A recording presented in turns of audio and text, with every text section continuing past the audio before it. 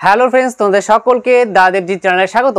আজকে আলোচনা করব ক্লাস 11 ফার্স্ট সেমিস্টার পলিটিক্যাল সায়েন্সের তোমাদের যে দ্বিতীয় অধ্যায়টি আছে, যে রাষ্ট্র সংজ্ঞা ও বৈশিষ্ট্য। অধ্যায়টি খুব ছোট একটা অধ্যায়, আর এই অধ্যায় থেকে তোমাদের পরীক্ষার মধ্যে 5টি এমসিকিউ কিন্তু থাকবে। মনে রাখবে যে 5টি এমসিকিউ কিন্তু এই অধ্যায় থেকেই থাকছে। তার জন্য এই অধ্যায়টি ভালো করে কিন্তু পড়বে, ঠিক আছে? আমি এই একটি ভিডিওর মাধ্যমেই এই চ্যাপ্টারের সম্পূর্ণ ক্লাস দিয়ে দিলাম। তোমরা এক এক করে ক্লাসগুলি করে নাও, ঠিক আছে? টোটাল 2টি ক্লাস আছে এই ভিডিওর মধ্যে, তোমরা 2টি ক্লাস করে নাও। আর আগের ক্লাসটি, ঠিক আছে, প্রথম অধ্যায়ের ক্লাসও কিন্তু আমি দিয়ে দিয়েছি। তোমরা যদি না করে থাকো প্রথম অধ্যায়ের ক্লাস, তাহলে এই ইউটিউব চ্যানেলের প্লেলিস্টে যাবে, সেখানে মধ্যে একটা প্লেলিস্ট করা আছে class 11 first semester political science নামে। সেখানে কিন্তু প্রথম অধ্যায়ের সম্পূর্ণ ক্লাস আমি একটি ভিডিওতে কিন্তু দিয়ে দিয়েছি। ভিডিওটি কিন্তু 1 ঘন্টার একটা ভিডিও, অনেকগুলি ক্লাস আছে সেই ভিডিওর মধ্যে। তার মানে তোমরা কয়েকদিনের ভিডিওটা দেখতে পারো, ঠিক আছে? তাহলে এই 5টি এমসিকিউ তোমাদের এই দ্বিতীয় অধ্যায় থেকে থাকবে। তাহলে তোমরা এই দ্বিতীয় অধ্যায়ের ক্লাসগুলি পরপর দেখতে থাকো। আজকে আলোচনা করব রাষ্ট্রের সংজ্ঞা, অর্থাৎ রাষ্ট্র কাকে বলে এবং রাষ্ট্রের বৈশিষ্ট্য, ঠিক আছে? দেখো, এখানে আমরা 4জন রাষ্ট্রবিজ্ঞানীর সংজ্ঞার মাধ্যমে জানবো যে রাষ্ট্র কাকে বলে। আর তার আগে জেনে নিই যে রাষ্ট্র কথাটার উদ্ভব কিভাবে হয়, ঠিক আছে? দেখো, রাষ্ট্র আমরা ইংরেজিতে বলি হচ্ছে স্টেট, ঠিক আছে? স্টেট বলি। তাহলে এর উৎপত্তি হয় হচ্ছে একটা লাতিন শব্দ, মনে রাখবে যে লাতিন শব্দ স্ট্যাটাস থেকে। তাহলে লাতিন শব্দ স্ট্যাটাস থেকে কিন্তু কি আসে, যে স্টেট কথাটা আসে। আর এই স্টেটের মানেই হচ্ছে রাষ্ট্র,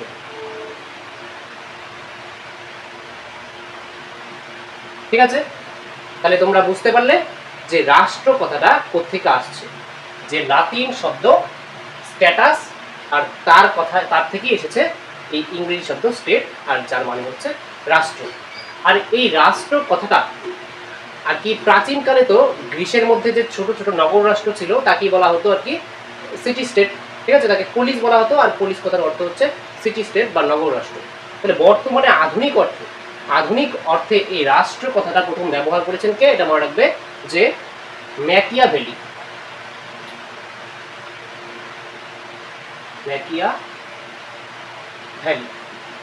তাহলে যদি কোশ্চেন আছে যে আধুনিক অর্থে রাষ্ট্র কথাটা প্রথম কে ব্যবহার করেছে, তাহলে উত্তর হবে যে ম্যাকিয়াভেলি। তার একটা গ্রন্থ আছে দ্য প্রিন্স। এই দ্য প্রিন্স গ্রন্থের মধ্যে কিন্তু তিনি আধুনিক অর্থে যে রাষ্ট্র কথাটা তা ব্যবহার করেন, ঠিক আছে? তাহলে এই হয়ে গেল রাষ্ট্র কথার উদ্ভব কিভাবে হয়। এবার দেখবো রাষ্ট্র কাকে বলে, ঠিক আছে? দেখো, অ্যারিস্টটল, যাকে বলা হয় রাষ্ট্রবিজ্ঞানের জনক বা ফাদার অফ পলিটিক্যাল সায়েন্স, তিনি কি বলেছেন যে রাষ্ট্র কাকে বলে? যে অ্যারিস্টটলের মতে যে পূর্ণাঙ্গ ও স্বয়ং সম্পূর্ণ জীবনযাপনের উদ্দেশ্যে সংগঠিত কয়েকটি পরিবার ও গ্রামের সমষ্টি হলো রাষ্ট্র। তাহলে এর মধ্যে অ্যারিস্টটল কি বলেছেন যে রাষ্ট্র কাকে বলে? যে পূর্ণাঙ্গ স্বয়ং সম্পূর্ণ জীবনযাপনের উদ্দেশ্যে মানুষ তার যে জীবনযাপন করে, সেই স্বয়ং সম্পূর্ণ একটা পূর্ণাঙ্গ জীবনযাপনের উদ্দেশ্যে যখন কয়েকটি পরিবার বা কয়েকটি গ্রাম যখন সমষ্টিবদ্ধভাবে কি হয়, যে সংগঠিত হয়, তখন তাকে রাষ্ট্র বলা হয়। কার মতে? যেটা বলেছেন অ্যারিস্টটল, ঠিক আছে? তাহলে অ্যারিস্টটল কি বলেছেন বোঝা গেল, যে একটা স্বয়ং সম্পূর্ণ এবং পূর্ণাঙ্গ জীবনযাপনের উদ্দেশ্যে যখন কয়েকটি পরিবার বা কয়েকটি গ্রাম যখন একই সংগঠিত হয় সমষ্টিভাবে, তখন তাকে রাষ্ট্র বলে। তারপরে দেখো গার্নার কি বলেছে। তাহলে বর্তমানে কিন্তু এই গার্নারের সংজ্ঞাটা ইম্পর্টেন্ট। রাষ্ট্রের সংজ্ঞার মধ্যে সবচেয়ে ইম্পর্টেন্ট যদি কোনো সংজ্ঞা হয়ে থাকে কোনো রাষ্ট্রবিজ্ঞানী, তার মধ্যে হচ্ছে গার্নারের সংজ্ঞা। গার্নারের সংজ্ঞাকে বলা হয় রাষ্ট্রের গ্রহণযোগ্য সংজ্ঞা, ঠিক আছে? যে গার্নার বলেছেন যে রাষ্ট্র হলো এমন একটি অতি বৃহৎ বা স্বল্প বৃহৎ জনসমাজ যা নির্দিষ্ট ভূখণ্ডে স্থায়ীভাবে বসবাস করে, যা বহিঃশক্তির নিয়ন্ত্রণ থেকে প্রায় বা সম্পূর্ণ মুক্ত, এবং যার একটি সুসংগঠিত সরকার রয়েছে, যে সরকারের প্রতি অধিকাংশ জনগণ স্বাভাবিক আনুগত্য প্রদর্শন করে। তাহলে গার্নার রাষ্ট্র সম্পর্কে কি বলেছেন একটু ভালো মতো বুঝে নাও, যে রাষ্ট্র হলো এমন একটি অতি বৃহৎ বা স্বল্প বৃহৎ জনসমাজ। তাহলে রাষ্ট্র বলতে কি বোঝায়? যে রাষ্ট্রের মধ্যে জনগণ থাকবে। জনগণ যারা, লোক ছাড়া কি কোনোদিন একটা দেশ গঠিত হবে বা রাষ্ট্র গঠিত হবে? জনসমাজ তো থাকতেই হবে। সেটাই বলছে যে অতি বৃহৎ বা স্বল্প বৃহৎ, অর্থাৎ ছোট হোক বা বড় হোক, সেখানের মধ্যে জনসমাজ থাকতে হবে, অর্থাৎ মানুষজন থাকতে হবে, যা নির্দিষ্ট ভূখণ্ডে একটা নির্দিষ্ট ভূখণ্ড থাকতে হবে। তাহলে একটা রাষ্ট্রের কি থাকতে হবে? এক নম্বর তো বলেছে যে জনসমাজ থাকতে হবে, মানুষজন থাকতে হবে। তাছাড়া তো রাষ্ট্র ভাবনাও আর কি কল্পনা করা যায় না। জনসমাজ ছাড়া রাষ্ট্রের কল্পনাও আমরা করতে পারি না, ঠিক আছে? রাষ্ট্রের মধ্যে তো মানুষজন থাকবেই। তারপরে নির্দিষ্ট ভূখণ্ড, আর মানুষজন থাকার জন্য সেই দেশটার মধ্যে কি থাকতে হবে? একটা ভূখণ্ড থাকতে হবে, স্থান থাকতে হবে। তাহলে সেই দেশের একটা কি থাকবে? যে নির্দিষ্ট ভূখণ্ড থাকবে, ভূখণ্ডে স্থায়ীভাবে বসবাস করে। তাহলে একটা নির্দিষ্ট ভূখণ্ড যার মধ্যে জনসমাজ স্থায়ীভাবে বসবাস করে। যেমন আমরা ভারতীয় জনগণ, আমরা ভারত নামক রাষ্ট্রের মধ্যে আমরা কি থাকি? যে স্থায়ীভাবে বসবাস করি। যা বহিঃশক্তির নিয়ন্ত্রণ থেকে প্রায় বা সম্পূর্ণ মুক্ত। তাহলে ভারতবর্ষ কি অন্য কোনো দেশের নিয়ন্ত্রণ থেকে মুক্ত, ঠিক আছে? বহিঃশক্তির নিয়ন্ত্রণ থেকে প্রায় মুক্ত। আর কি ভারত স্বাধীন হয় 1947 সালে 15ই আগস্ট। তার আগে কিন্তু ব্রিটেনের দ্বারা কিন্তু ভারত কি ছিল? যে ব্রিটেনের দ্বারা ভারত শাসিত হতো। তাহলে তখন কি ভারত একটা রাষ্ট্র ছিল? না, ভারতকে আর কি বহিঃশক্তি দ্বারা নিয়ন্ত্রিত হতে হয়েছিল, ঠিক আছে? ব্রিটেন শাসন করতো ভারতকে। তাহলে তখন কিন্তু বহিঃশক্তির নিয়ন্ত্রণ ছিল। কিন্তু বর্তমানে কি বহিঃশক্তির নিয়ন্ত্রণ আছে? বর্তমানে নেই, কারণ আমরা স্বাধীন একটা রাষ্ট্র। তাহলে বর্তমানে ভারত একটি স্বাধীন রাষ্ট্র। তাহলে যা বহিঃশক্তির নিয়ন্ত্রণ থেকে প্রায় বা সম্পূর্ণ মুক্ত, ঠিক আছে? মুক্ত থাকবে বহিঃশক্তির নিয়ন্ত্রণ থেকে। তারপরে এবং যার একটি সুসংগঠিত সরকার রয়েছে। তাহলে একটা রাষ্ট্র হতে গেলে তার কি থাকা দরকার? যে একটা সরকার থাকা দরকার। রাষ্ট্র কি? রাষ্ট্রের যা ইচ্ছা, রাষ্ট্রের যে লক্ষ্য বা রাষ্ট্রের যে উদ্দেশ্য, সেটাকে বাস্তবায়িত করার দায়িত্ব কার? সরকারের। সরকার কি করবে? যে সরকার রাষ্ট্রের যে উদ্দেশ্য আর কি রাষ্ট্রের যে লক্ষ্য তা বাস্তবায়ন করবে। রাষ্ট্রকে পরিচালনা করার জন্যই তো সরকার, তাই না? সরকারের কাজ কি? একটা রাষ্ট্রকে পরিচালনা করতে গেলে সরকারের দরকার হবে। তাহলে বলেছেন যে একটা সুসংগঠিত সরকার রয়েছে, যে সরকারের প্রতি অধিকাংশ জনগণ স্বাভাবিক আনুগত্য প্রদর্শন করে। অর্থাৎ সরকারকে অধিকাংশ জনগণই মান্য করে, ঠিক আছে? স্বাভাবিক আনুগত্য প্রদর্শন করে সরকারের উপরে। তাহলে এটা হচ্ছে গার্নারের সংজ্ঞা। যে গার্নার বলেছেন রাষ্ট্র হলো এমন একটা অতি বৃহৎ বা সর্ববৃহৎ জনসমাজ যা কি নির্দিষ্ট একটা ভূখণ্ডের মধ্যে স্থায়ীভাবে বসবাস করে এবং যা বহিঃশক্তির নিয়ন্ত্রণ থেকে প্রায় বা সম্পূর্ণ মুক্ত, যার একটি সুসংগঠিত সরকার রয়েছে, যে সরকারের প্রতি অধিকাংশ জনগণ স্বাভাবিক আনুগত্য প্রদর্শন করে। তাহলে একটা সরকারের প্রতি দেশের সকল জনগণই যে আনুগত্য প্রদর্শন করবে তা কিন্তু কথা নয়, ঠিক আছে? একটা দেশের মধ্যে যখন ইলেকশন হয় তখন কি যিনি প্রধানমন্ত্রী হয় তাকে কি সবাই ভোট করে? সবাই তো ভোট করে না। সরকার যে বানায় তাকে কি সবাই ভোট করে না। অধিকাংশ মানুষ যাকে কি নির্বাচিত করে সেই সরকার বানায়। তাহলে সেইভাবে এটাই বলছে যে অধিকাংশ মানুষ সেই সরকারের প্রতি কি দেখায়? যে আনুগত্য প্রদর্শন করে।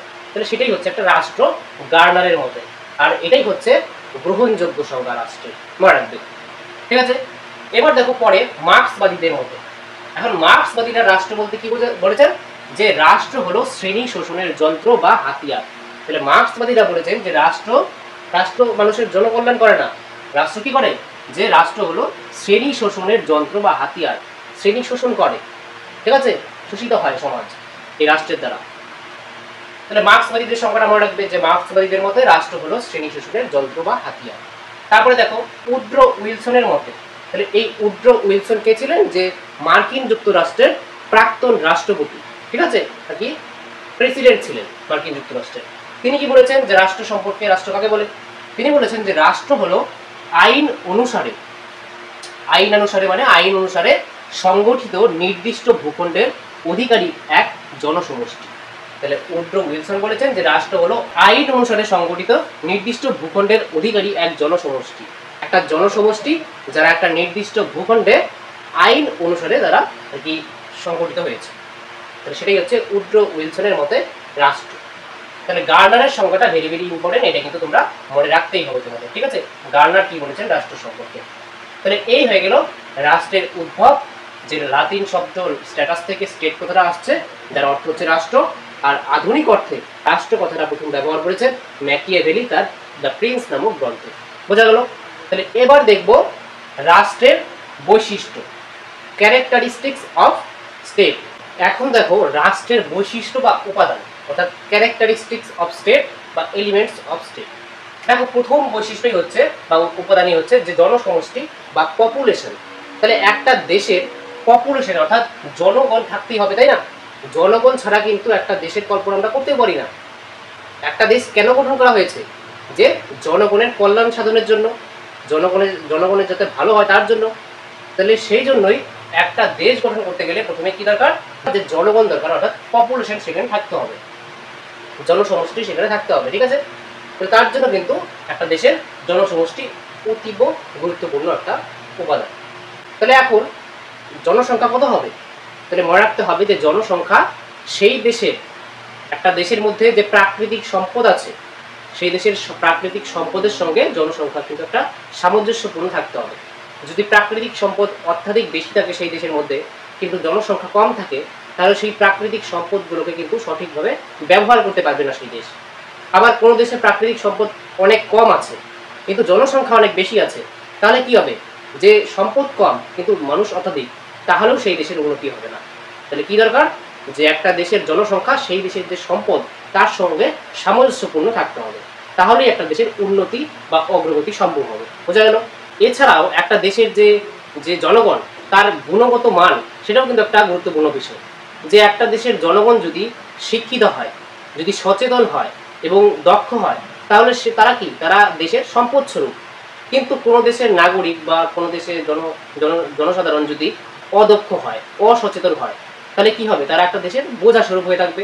তাহলে সেক্ষেত্রেও কিন্তু জনসংখ্যা সম্পদের সঙ্গে সামঞ্জস্যপূর্ণ হতে হবে এবং সেই দেশের জনসংখ্যা গুণগত মানও কিন্তু একটা গুরুত্বপূর্ণ ভূমিকা পালন করে। ঠিক আছে, তাহলে এই হয়ে গেল জনসমষ্টি। এবার দেখো যে নির্দিষ্ট ভূখণ্ড। তাহলে একটা দেশে একটা রাষ্ট্রের উপাদান হিসেবে বা বৈশিষ্ট্য হিসেবে একটা নির্দিষ্ট ভূখণ্ড থাকা প্রয়োজন। ঠিক আছে, ভূখণ্ড বলতে এখন বোঝায় যে একটা নির্দিষ্ট ভৌগোলিক সীমারেখা দ্বারা একটা ভূখণ্ড, আর যেখানের মধ্যে রাষ্ট্র তার নিজের যে ক্ষমতাটা সেটা প্রয়োগ করতে পারবে। তাহলে একটা ধরো ভূখণ্ড এতটুকু পৃথিবীর মধ্যে, এই জায়গার মধ্যে এই যে ভৌগোলিক সীমারেখা তার মধ্যে রাষ্ট্র তার সর্বাধিক ক্ষমতা প্রয়োগ করতে পারবে। এর বাইরে তো কোনো অন্য দেশে তার ক্ষমতা থাকবে না, তাই না? তাহলে একটা দেশের যে ভৌগোলিক সীমারেখা তার মধ্যেই তার ক্ষমতা সীমাবদ্ধ থাকে। তাহলে তার মধ্যে আর কি তার যে সার্বিক ক্ষমতা সেটা প্রয়োগ করতে পারে, তার জন্য এই ভূখণ্ড প্রয়োজন। আর সেই ভূখণ্ড থাকলেই শুধু হবে না, সেই ভূখণ্ডের যে একটা নির্দিষ্ট ভূখণ্ডের মধ্যে যে আকাশ সীমানা, উপকূলীয় সীমানা, সেই ভূখণ্ডের মধ্যে যে খনিজ সম্পদ আছে সমস্তের অধিকারী কিন্তু এই রাষ্ট্র হতে হবে। সেটি হচ্ছে নির্দিষ্ট ভূখণ্ড বলতে বোঝানো হচ্ছে। তাহলে একটা রাষ্ট্র হতে গেলে তার মধ্যে জনগণ থাকতে হবে, তার একটা নির্দিষ্ট ভূখণ্ড থাকতে হবে, দুটি বৈশিষ্ট্য হয়ে গেল। এবার দেখো যে সরকার, তাহলে সরকার অর্থাৎ গভর্নমেন্ট। তাহলে সরকার তো থাকতেই হবে, কারণ রাষ্ট্রকে পরিচালনা করার জন্য কে থাকবে, রাষ্ট্রকে পরিচালনা করার জন্যই তো সরকার। সরকার ছাড়া রাষ্ট্রকে পরিচালনা করার মতো তো কেউ নেই, তাই না? রাষ্ট্র হচ্ছে একটা বিমূর্ত ধারণা, আর সেই বিমূর্ত ধারণাটাকে মূর্ত করেছে এই সরকার। সরকার ছাড়া কিন্তু রাষ্ট্র অচল। তাহলে এখন সরকার বলতে তোমরা বুঝতে পারো যে রাষ্ট্রকে পরিচালনা করার জন্য যে একটা প্রতিষ্ঠান। এই সরকারের মধ্যেও কিন্তু অনেক ভাগ আছে, যেমন এককেন্দ্রিক সরকার, তারপরে যুক্তরাষ্ট্রীয় সরকার। এককেন্দ্রিক সরকার যেমন চীন, ব্রিটেন, ফ্রান্স। ঠিক আছে, তাহলে এগুলো হচ্ছে এককেন্দ্রিক সরকার। আর যদি বলা হয় যুক্তরাষ্ট্রীয় সরকার, সেটা হচ্ছে আমেরিকা যুক্তরাষ্ট্র। তাহলে আমেরিকা যুক্তরাষ্ট্র হচ্ছে একটা যুক্তরাষ্ট্রীয় সরকার, আর এককেন্দ্রিক সরকার হচ্ছে চায়না, অর্থাৎ চীন, ব্রিটেন, ফ্রান্স। তাছাড়াও রাজতান্ত্রিক সরকার হয় এবং গণতান্ত্রিক সরকার হয়। ঠিক আছে, তাহলে রাজতান্ত্রিক সরকারের মধ্যে যেমন আছে হচ্ছে কি ভুটান, ব্রিটেন, অর্থাৎ সেখানে একজন রাজা থাকে। ঠিক আছে, সেখানের মধ্যে রাজা থাকে, যেমন ব্রিটেনের মধ্যে রাজা আছে বর্তমানে চার্লস। ঠিক আছে, চার্লস দ্বিতীয়। সেরকম ভুটানেও রাজা আছে, তারপরে জাপানেও আছে। তাহলে এই সমস্ত হচ্ছে রাজতান্ত্রিক সরকার। আবার আছে গণতান্ত্রিক, যেমন ভারতবর্ষ, আমেরিকা যুক্তরাষ্ট্র, এগুলো হচ্ছে আর কি গণতান্ত্রিক সরকার। তারপরে আছে যেমন রাষ্ট্রপতি শাসিত সরকার এবং আর কি মন্ত্রী পরিষদ শাসিত সরকার। তাহলে রাষ্ট্রপতি শাসিত সরকার যেমন আর কি আমেরিকা যুক্তরাষ্ট্র, সেখানে রাষ্ট্রপতি শাসন করে। ঠিক আছে, রাষ্ট্রপতি হচ্ছে রাষ্ট্রের প্রধান। আর মন্ত্রী পরিষদ শাসিত সরকার যেমন ভারতবর্ষ, ব্রিটেন। ভারতে কি হয়, যে মন্ত্রী পরিষদ থাকে। ঠিক আছে, প্রধানমন্ত্রী আন্ডারে মন্ত্রী পরিষদ থাকে, আর সেই মন্ত্রী পরিষদের দ্বারা কিন্তু দেশ আর কি সরকার পরিচালিত হয়। তাহলে এটা হচ্ছে একটা মন্ত্রী পরিষদ শাসিত সরকার। তাহলে এটা বোঝা গেল। তাহলে এমন সরকারের অনেক প্রকারভেদ আছে, আর সরকার হচ্ছে রাষ্ট্রকে পরিচালনা করে। তারপরে দেখো সার্বভৌমিকতা। এই সার্বভৌমিকতা কথার অর্থ হচ্ছে যে সার্বিক ক্ষমতা সম্পন্ন একটা দেশ। যার কাছে যেই দেশ আর কি বাহ্যিক এবং অভ্যন্তরীণ নিয়ন্ত্রণ থেকে মুক্ত। তাহলে এমন একটি দেশ যেই দেশ আর কি বাহ্যিক অর্থাৎ বাইরের নিয়ন্ত্রণ থেকে মুক্ত। যেমন ভারতবর্ষ 1947 সালের 15ই আগস্টের আগে ব্রিটেনের দ্বারা নিয়ন্ত্রিত হতো। তাহলে তখন কিন্তু ভারতবর্ষ একটা সার্বভৌমিকতা সম্পন্ন একটা দেশ ছিল না, ঠিক আছে। কিন্তু 1947 সালের 15ই আগস্ট যখন ভারত একটা স্বাধীন দেশ হিসেবে আবির্ভূত হয়, তখন কিন্তু ভারত কি হয় যে বাহ্যিক নিয়ন্ত্রণ থেকে মুক্ত একটি দেশ হয় এবং অভ্যন্তরীণ নিয়ন্ত্রণ থেকেও এটা আর কি মুক্ত দেশ। তাহলে সেটা হচ্ছে একটা সার্বভৌমিকতা। সার্বভৌমিকতা বলতে বোঝা গেল যে সার্বভৌমিকতা বলতে বোঝায় যে বাহ্যিক এবং অভ্যন্তরীণ নিয়ন্ত্রণ থেকে মুক্ত একটি দেশ।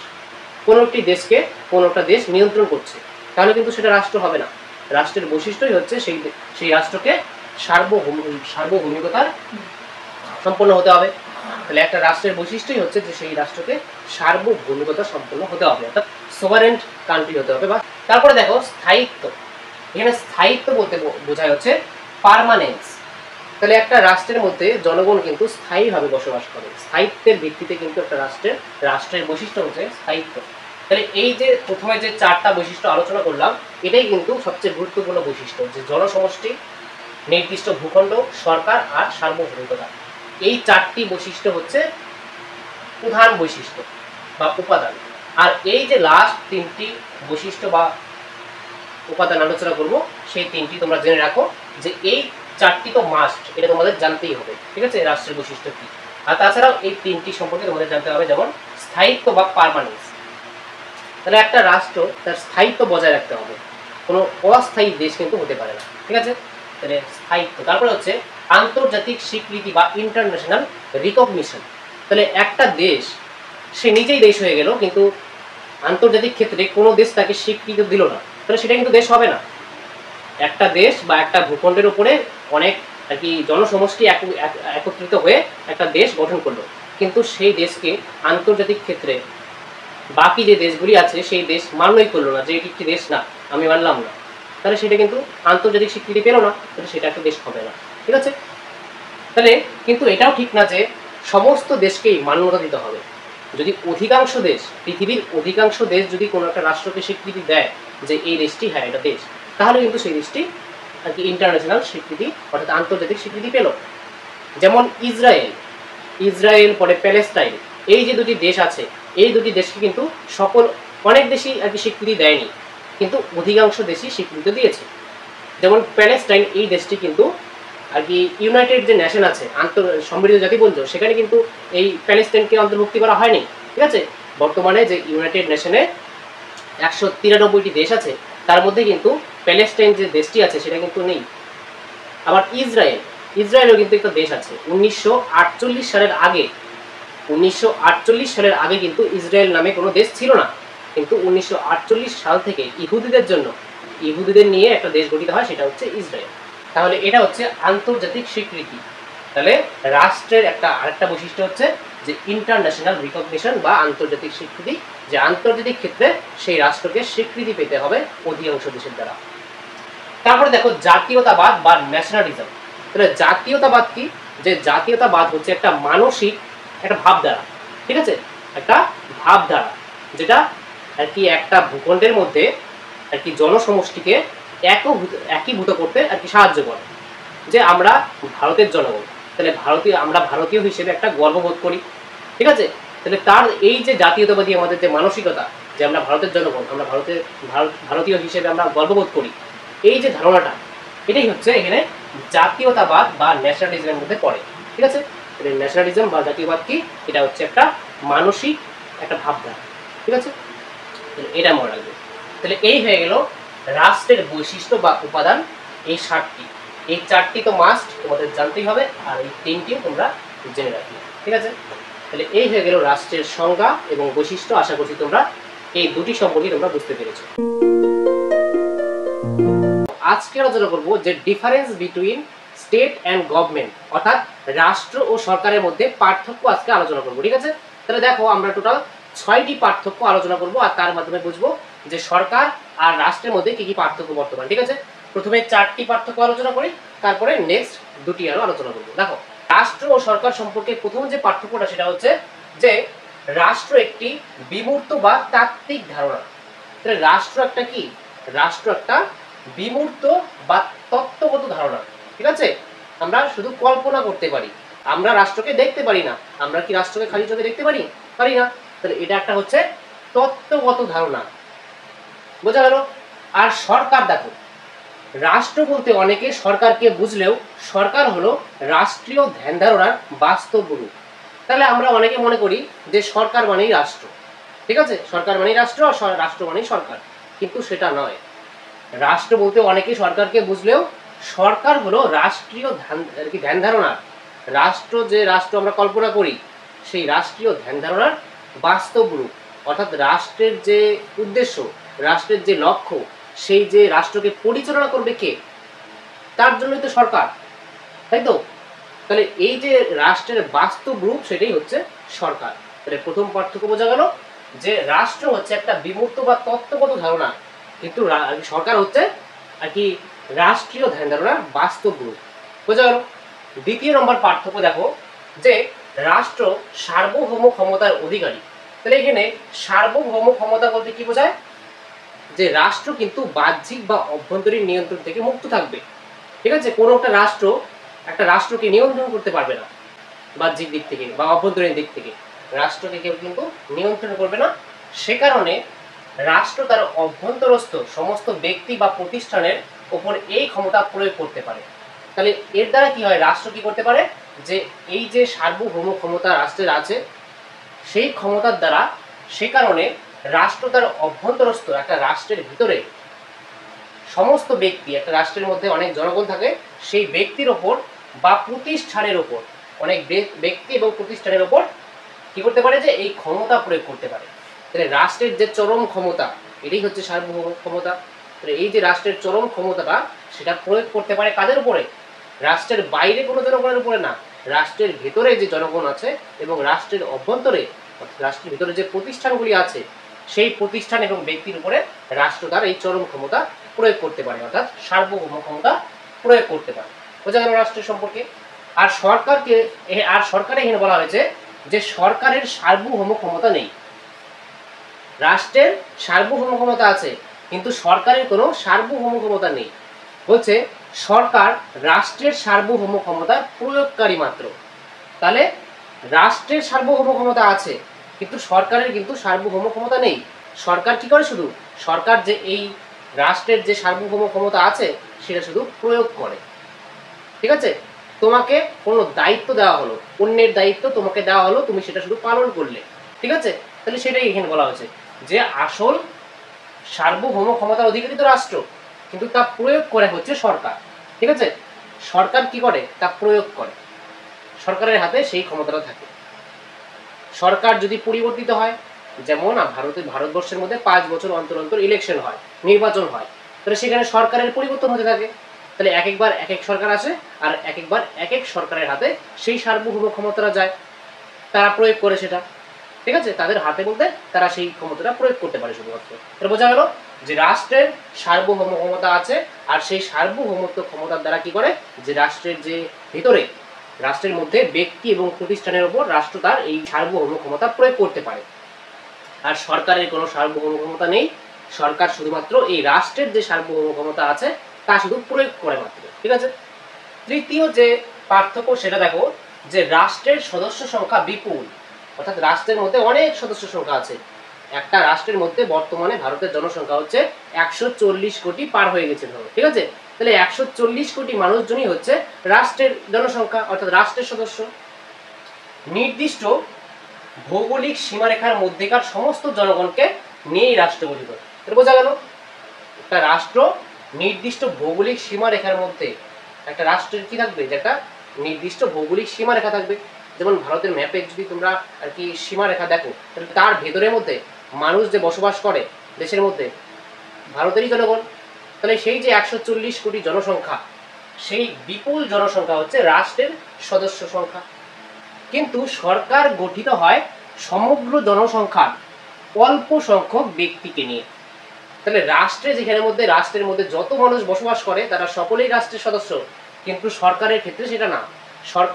সরকারে কি রাষ্ট্রের সকল সদস্য সরকারে থাকে? থাকে না। সরকারের মধ্যে যখন 5 বছর অন্তর অন্তর নির্বাচন হয়, সেখানের মধ্যে সাধারণ জনগণ আমরা ভোট দিয়ে আর কি প্রতিনিধি পাঠাই, ঠিক আছে? তারপরে তারা সরকার গঠন করে। যেই আর কি দল বা যেই আর কি রাজনৈতিক দল আর কি মেজরিটি পায়, অর্থাৎ সংখ্যাগরিষ্ঠতা লাভ করে, তারাই কি করে যে আর কি সরকার গঠন করে। তাহলে সেখানের মধ্যে বলছে, এর জন্যই বলছে যে সরকার গঠিত হয় সমগ্র জনসংখ্যা। রাষ্ট্রের মধ্যে যে 140 কোটি জনসংখ্যা আছে বর্তমানে ভারতবর্ষে, তাহলে সেই 140 কোটি জনসংখ্যা কিন্তু তারা সরকার বানাবে না। সেই 140 কোটির মধ্যে কিছু সংখ্যক, অল্প সংখ্যক ব্যক্তিকে নিয়ে কিন্তু সরকার গঠিত হয়। তাহলে একটা পার্থক্য দেখা গেল।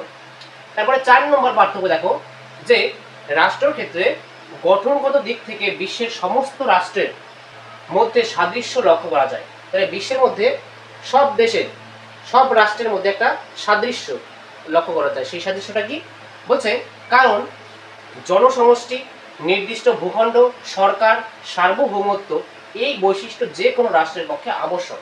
তাহলে আমি যখন রাষ্ট্রের বৈশিষ্ট্য বা উপাদান সম্পর্কে বলেছিলাম, তখন বলেছিলাম যে রাষ্ট্রের 4টি গুরুত্বপূর্ণ উপাদান বা বৈশিষ্ট্য হচ্ছে, 1 নম্বর হচ্ছে কি যে জনসমষ্টি, 2 নম্বর হচ্ছে যে নির্দিষ্ট ভূখণ্ড, তারপরে 3 নম্বর হচ্ছে যে সরকার, আর 4 নম্বর হচ্ছে সার্বভৌমত্ব। তাহলে এই 4টি বৈশিষ্ট্য কিন্তু প্রত্যেকটা রাষ্ট্রেরই থাকা দরকার। যদি এই 4টি বৈশিষ্ট্যের মধ্যে একটা বৈশিষ্ট্য না থাকে কোনো রাষ্ট্রের, তাহলে সেটি রাষ্ট্রই না। বোঝা গেল? তাহলে এই 4টি বৈশিষ্ট্য প্রত্যেকটি রাষ্ট্রে কিন্তু দেখা যায়, অর্থাৎ এই বৈশিষ্ট্য 4টা প্রত্যেকটা রাষ্ট্রেই থাকে। এটা হচ্ছে সাদৃশ্য লক্ষ্য করা যায়। কিন্তু সরকারের ক্ষেত্রে কি দেখো, যে গঠনগত দিক থেকে সরকার গণতান্ত্রিক হয়, এক কেন্দ্রিক, যুক্তরাষ্ট্রীয়, রাষ্ট্রপতি শাসিত, মন্ত্রী পরিষদ চালিত প্রভৃতি বিভিন্ন প্রকার হতে পারে। তাহলে রাষ্ট্রের মধ্যে যেখানে দেখা যায় যে রাষ্ট্রের মধ্যে 4টি বৈশিষ্ট্য সাদৃশ্য দেখা যায়, ঠিক আছে, কিন্তু গঠনগত দিক থেকে রাষ্ট্রের ক্ষেত্রে গঠনগত দিক থেকে সাদৃশ্য লক্ষ্য করা যায়, কিন্তু সরকারের ক্ষেত্রে সাদৃশ্য লক্ষ্য করা যায় না। এক এক দেশে এক এক রকম আর কি সরকারের গঠন দেখা যায়। কোনোখানে গণতান্ত্রিক, যেমন ভারতবর্ষ একটা উদারনৈতিক গণতান্ত্রিক দেশ, তাহলে গণতান্ত্রিক দেশ হচ্ছে ভারত, ঠিক আছে। তারপরে এক কেন্দ্রিক, যেমন চীন, চীন হচ্ছে একটা এক কেন্দ্রিক দেশ, ঠিক আছে। তারপরে দেখো যে যুক্তরাষ্ট্রীয়, যুক্তরাষ্ট্রীয় হচ্ছে যেমন কি আমেরিকা যুক্তরাষ্ট্র, একটা যুক্তরাষ্ট্রীয় দেশ। তারপরে হচ্ছে রাষ্ট্রপতি শাসিত, রাষ্ট্রপতি শাসিত হচ্ছে আমেরিকা যুক্তরাষ্ট্র। আমেরিকা যুক্তরাষ্ট্রের যে রাষ্ট্রের প্রধান, তিনি হচ্ছেন আর কি রাষ্ট্রপতি, অর্থাৎ প্রেসিডেন্ট। তারপরে হচ্ছে মন্ত্রী পরিষদ চালিত, অর্থাৎ মন্ত্রী পরিষদ দ্বারা আর কি রাষ্ট্র চালিত হয় বা পরিচালিত হয়, ঠিক আছে। সেটা হচ্ছে যেমন ভারত, মন্ত্রী পরিষদের দ্বারাই কিন্তু ভারত পরিচালিত হয়।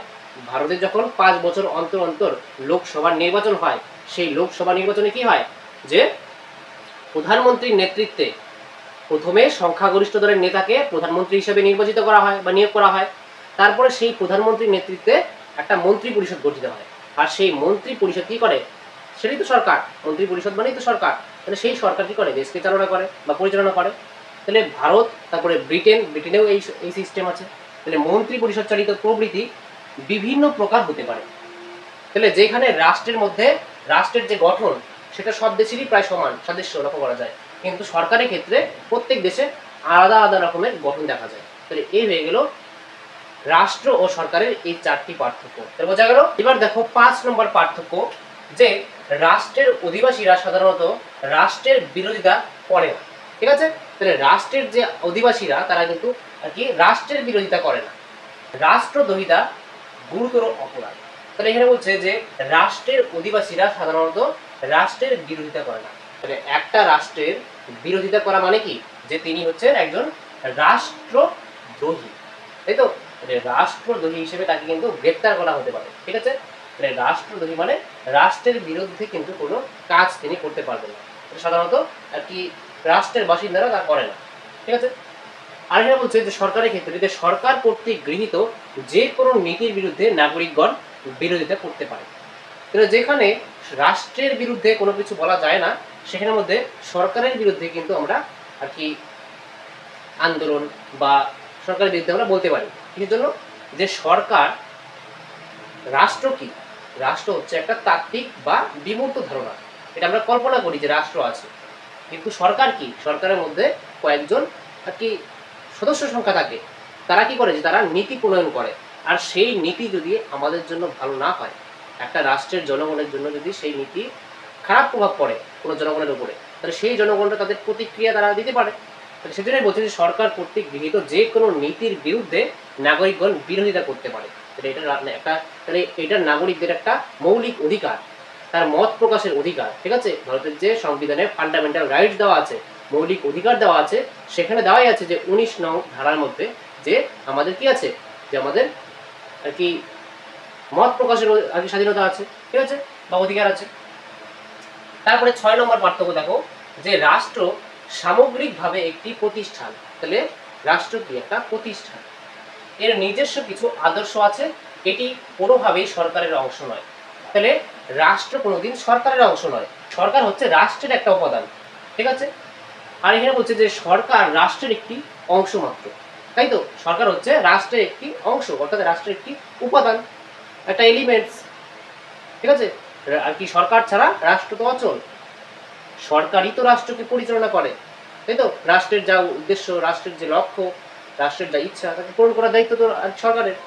এটি বলছে যে সরকার রাষ্ট্রের একটি অংশ মাত্র। যেমন রাষ্ট্রের একটা উপাদান হচ্ছে সার্বভৌমিকতা, জনসমষ্টি, ঠিক তেমনই সরকারও হচ্ছে রাষ্ট্রের একটা উপাদান বা অংশ মাত্র।